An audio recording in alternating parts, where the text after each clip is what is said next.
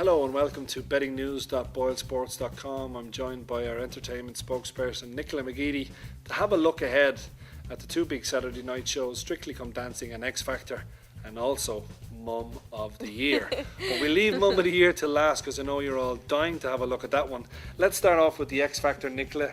Here's hoping Louis Walsh can be back on the panel this weekend after the tragedy and the sad loss of Stephen Gately. But let's have a look at the next elimination first. And a young lady who I cannot believe has been in the bottom two for the first 2 weeks is Rachel. She really can sing, can't she? She's a fantastic performer. She's proved she can dance and sing. She's the favourite at 8-5 to go this week, and the punters are really supporting that bet. They really think she's going to go. I don't know what it is. Like, we have the Grimes twins there, and the population is completely split over these two lads.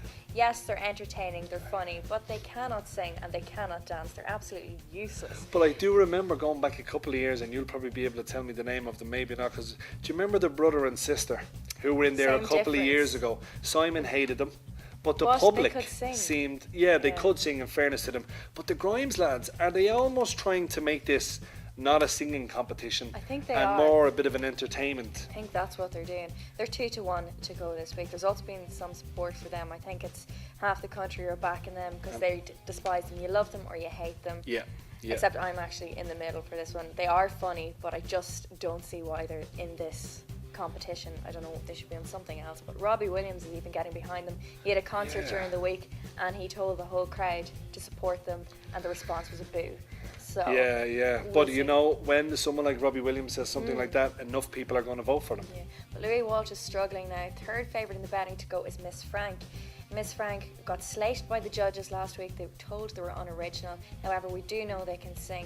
They're like three powerhouses, and they're at 130 to go this week. It seems to me, I don't really watch it that much, but it's the likability factor. If the audience and the people at home seem to think you're a decent individual, over even your singing power, you might be able to stay in the competition. Yeah, if you look at the outright betting, then the two favourites, I wouldn't say are the strongest. Joe McElderry and Stacey Solomon are 7-2 favourites in the betting. Now, Stacey Solomon, she's got a really good voice, but I don't think she has the X factor. It's, as you said, she has the likability factor. She's this real goofy character going on, and people just find it very warming and endearing. That's why she's up at the top, and she's actually the biggest loser in the book for us. Joe McElderry, he can sing, but he just hasn't got that pop star quality. And what about a couple of Simon's lads? I know that DANYL is a really good singer. Johnson, he's moved out to 4-1 now. But the reason he's not as popular is again down to his personality.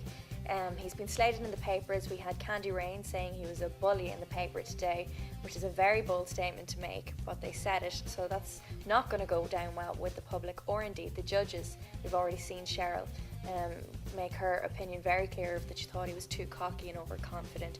But COWELL's still the favourite to have the winning act, so maybe people will start warming to DANYL because he can definitely sing, and COWELL is even money to be the winning judge. And what about the guy with the big afro, with the big fro? He's been doing really well. He could be a dark horse in the competition, and he's a good bet. He's at 9-1 in the competition. And his odds are constantly moving, but he's in and seems to have people 9-1. who actually like him because he has that likability factor again. He's got that going on as well, and he's a real sort of rock star. He's got that real rock quality about him, which is a change from the typical female diva who's won every other year. So you never know, there could be a surprise. And before I let you go on X Factor, who do you think is going to be booted off this week?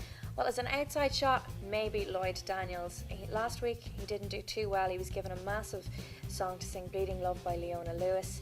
He couldn't sing it. He's got a lovely tone to his voice, but he's not a very powerful singer. He's got the girls' votes, but at 8-1, I think it's a good price. Maybe if you're willing to take a chance.